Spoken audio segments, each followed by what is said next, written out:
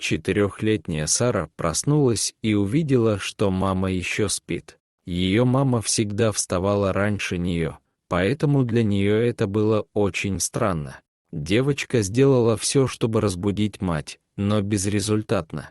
Сара начала сомневаться, не случилось ли чего. Тогда она позвонила по единственному номеру, который смогла вспомнить. В тот день сотрудники полицейского участка были заняты больше обычного, расследуя убийство. Все телефоны доверия в городе были забиты звонками, которые переадресовывались на различные кризисные ситуации. И тут раздался необычный звонок от маленькой девочки. Пока диспетчер отвечал, в трубке стояла тревожная тишина, а затем раздался громкий хрип. «Я хочу кушать», — сказал маленький ребенок. «Мама целый день не просыпается». «Где вы находитесь?» — уточнил полицейский. «Я не знаю. Если я в беде, мама сказала звонить 911», — сказал ребенок с дрожащим голосом. Затем диспетчер попросил девочку предоставить примерную информацию о ее местонахождении. Несмотря на незнание адреса, маленький ребенок сумел дать офицеру визуальные подсказки о том, где она находится в данный момент. После этого информация была отправлена офицеру Линде и ее группе. Они сразу же отправились на поиски девочки и добрались до указанного ею места. Прибыв по указанному адресу, полицейские прочесали местность в поисках каких-либо улик, которые могли бы соответствовать описанию ребенка, но ничего не нашли. Когда Линда постучала в дверь, ей никто не открыл. Заглянув в стеклянное окно, она заметила, что внутри дома пыльно и мрачно, как будто он долгое время пустовал. Расспросив соседей, Линда выяснила, что раньше здесь жили парень, его жена и маленький ребенок по имени Сара. «Вы не знаете, где они сейчас?» — поинтересовалась Линда. Сосед сказал Линде, что жена и дети мистера Джейка впали в крайнюю нищету полгода назад, после того, как он скончался в результате несчастного случая. Хозяин выселил их за неуплату аренды. Хотя я не знаю их адреса, мой приятель сообщил, что видел их в 12 милях от дома в нищем районе. Линда отправилась туда, следуя подсказкам. В районе не было электричества, что усугубляло ситуацию по мере того, как темнело. Линда окликнула своего коллегу полицейского, когда услышала слабый лай собаки неподалеку от того места, где они находились. Она вспомнила, как Сара рассказывала ей о собаке, которая не переставала лаять. Возможно, это тот самый пес. Линда велела своей группе следовать за ней, и в конце концов они пришли к скромному, запущенному дому. Чтобы лучше видеть, Линда включила фонарик и увидела тень человека, стоящего возле окна. Присмотревшись, она заметила маленького ребенка, который кричал и умолял о помощи. Навстречу полицейским бежала бродячая собака, которая безостановочно лаяла. Линда открыла дверь и вошла внутрь, не делая никаких предположений о том, что может быть внутри.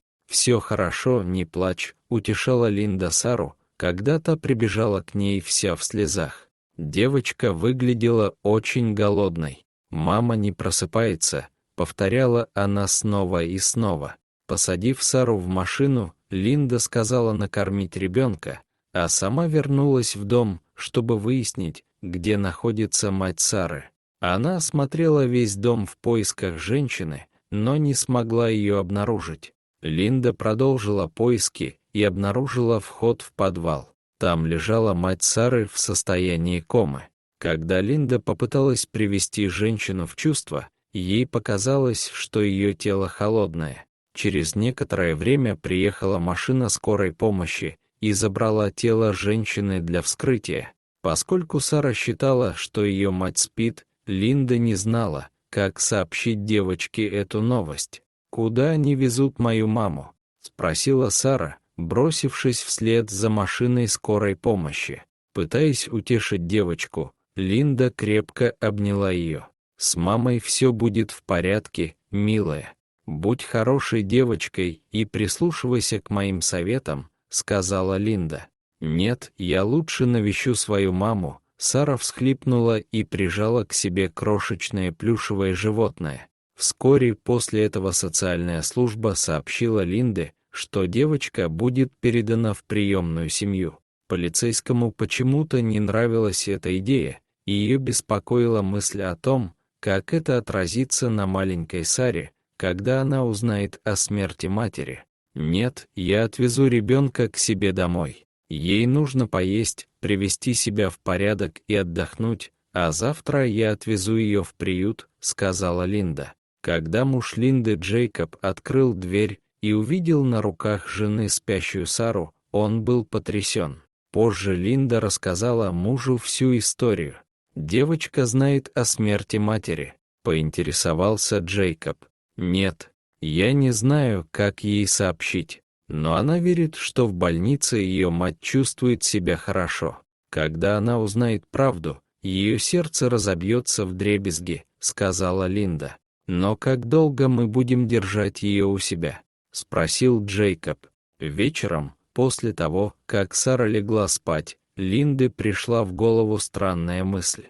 «Дорогой я подумала, почему бы нам не удочерить Сару? Мы потратили много времени, пытаясь зачать ребенка.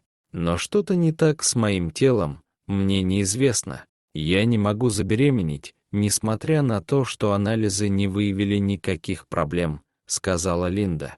Выяснилось, что Линда и Джейкоб были бесплодны в течение нескольких лет. Они прилагали все усилия, чтобы зачать ребенка, но тщетно. Одно время Линда даже отказалась от идеи иметь детей и сосредоточилась только на своей работе. Она полагала, что никогда не сможет забеременеть, поскольку постоянно пребывала в депрессии и усталости. Через несколько месяцев Сару удочерили Джейкоб и Линда, которые отпраздновали свое счастье грандиозной вечеринкой для друзей и родственников. Зал разразился хохотом, и Джейкоб произнес тост. «Я считал, что встреча с Линдой самый счастливый день в моей жизни», — сказал он. «Однако я ошибался. Как только я увидел, что моя жена укачивает маленькое чудо, я был вне себя от счастья. Дорогой, мы можем стать ее родителями?» Задала она мне вопрос. Я не смог устоять перед радостью стать отцом.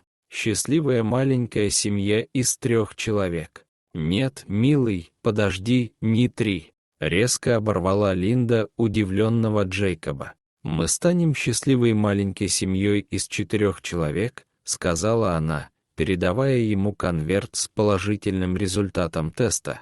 Джейкоб был самым счастливым парнем на свете и не мог поверить в то, что увидел. Молитвы Линды были исполнены как нельзя лучше и как раз вовремя. С потоками счастья, льющимися из его глаз, Джейкоб обнял Линду. Он понял, что это и есть то счастье, которого он ждал всю свою жизнь. Семья — это люди, которые держат вас за руку и вытаскивают из темноты. Это не имеет ничего общего с кровью или ДНК. Джейкоб понял, что семья и дети — это не только кровные и биологические узы, это любовь и поддержка. Дорогие зрители, если вам понравилось это видео, то ставьте лайк и подписывайтесь на наш канал. До свидания.